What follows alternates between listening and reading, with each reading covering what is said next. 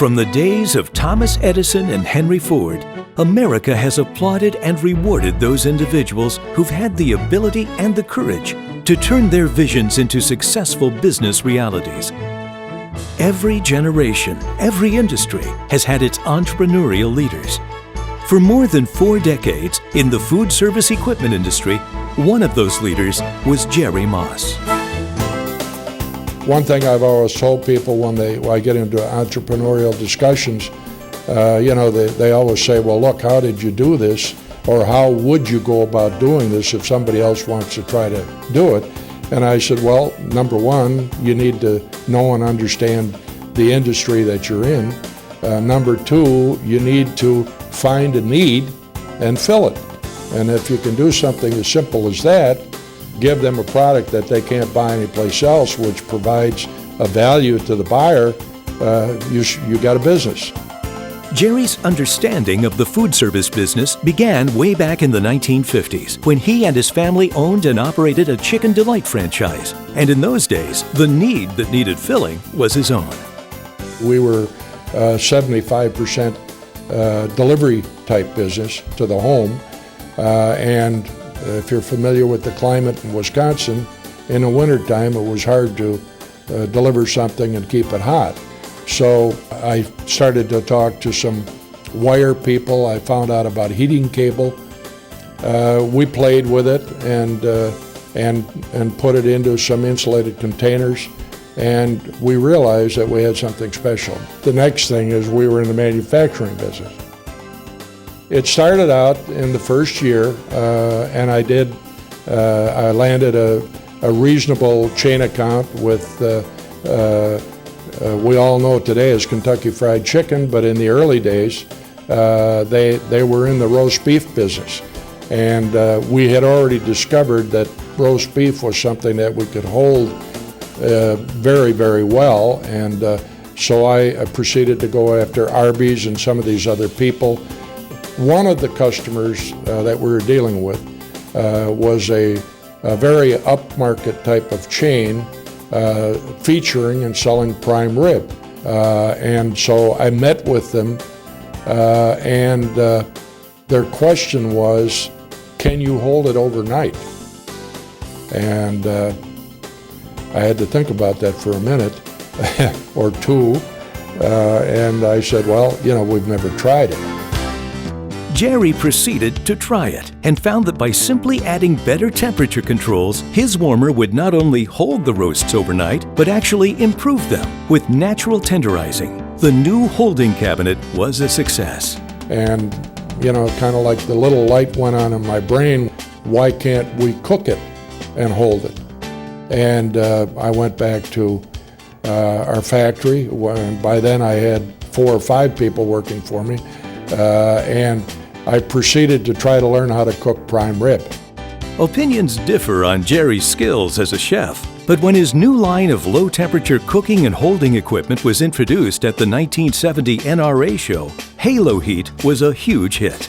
The Halo Heat principle was soon applied to more products, and before long, Alto Shaam equipment could be found in restaurants, hotels, institutions, and supermarkets everywhere.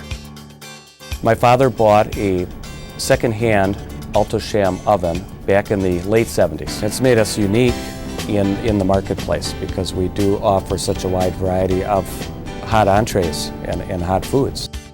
It was ingrained in us way back in the early 70s.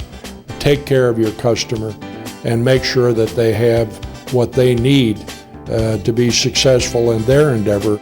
That's a customer that will come back and buy other products from us as he grows in his own business. By the 80s, the company had entered the international market.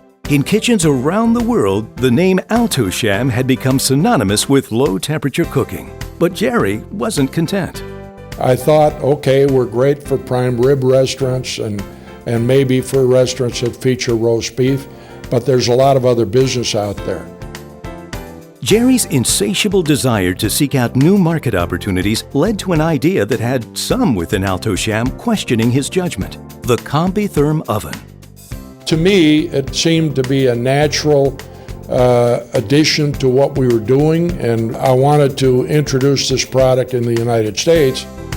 And a lot of people thought, you're out of your mind. We're selling low temperature cooking. You're bringing in a high temperature device. How does that fit with what we're selling? And on and on and on. And even my brothers were questioning my sanity at the time. Needless to say, I fought my way through all the criticism and pretty much said, this is what we're going to do. The Combitherm wasn't to be just another product in Alto Shaam's catalog, however. In the early 90s, Alto Shaam introduced its totally integrated rack management system. For the first time, hotels, convention centers, cruise ships, and casinos were able to turn out large quantities of high-quality meals in record time. We'd like to think that if we give you the product that's going to do the best job and is going to give you the best life cycle, if people can see that argument, then you've got a way to sell them. Obviously, a lot of people have seen that argument. Despite ever-increasing competition, Alto Shaam's position in the market has only grown stronger.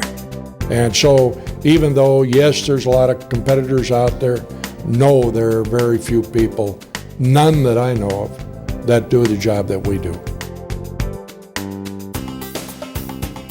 While for nearly half a century, Jerry Moss personified Alto Shaam, it had always been a family business.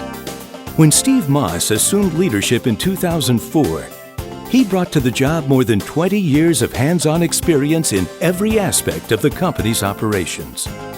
You know, I grew up here. I've done every position within the organization. I've lived this business, this company, and this industry from day one. I've seen it evolve, I've seen it change, and it's all I know.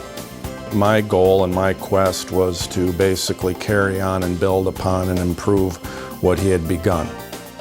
Because again, it has our name on it. And I'm pretty passionate about that. Under Steve Moss's leadership, not only has Alto Shaam retained its position as a premier manufacturer of food service equipment, today it is a $100 million privately held company with a global presence and no debt. In our board meetings, a lot of our board members would ask me, well, what is Alto Shaam? And they would say, well, are you a marketing company? Are you an engineering company? Are you a manufacturing company? My response was, well, why do I only have to be one? From the beginning, the emphasis always was on providing the highest quality of product with the highest level of value-added services, and that has not changed. We're just doing it more efficiently. Being privately held, Alto Shaam has had the freedom to make capital investments in new manufacturing, engineering, R&D, and other capabilities at a time when public companies couldn't. We don't have the pressure of quarterly earnings statements. We don't have the pressure of stockholders and shareholders outside of my sister and myself. So that allows us to make decisions for the future versus the future being the next quarter. Another advantage of Alto Shaam's private ownership is the company's ability to listen and to respond quickly to customer needs. Rather than sitting in our fishbowl here and designing a product to what we think the customer wants, we actually partner with the end user to address the customer's needs of what they actually are versus what we think they are. And while private ownership has not insulated Alto Shaam from the market pressures of a global economy, it has allowed the company to meet those challenges on its own terms. A shared philosophy that I feel Jerry and I both have or had is the fact that what really makes a business or a company is its employees. When we researched expanding, offshore, all of the references that we were given were companies that closed in Wisconsin or the United States and relocated. And we were never going to do that. When I think about the future for Alto Shaam, I think about a continued commitment to product quality and innovation, a continuing commitment to growing and maintaining our long-term customer relationships. Part of being competitive in a global marketplace is more than just lean manufacturing. I think all employees realize that we're on a never-ending quest to continually improve everything we do, employees like it at Alto Shaam. They feel they're treated well, they're treated fair, and it goes back to it's not just family owned, but I'd like to think we're all one big family working towards one common goal. And it's working. And it's working very well.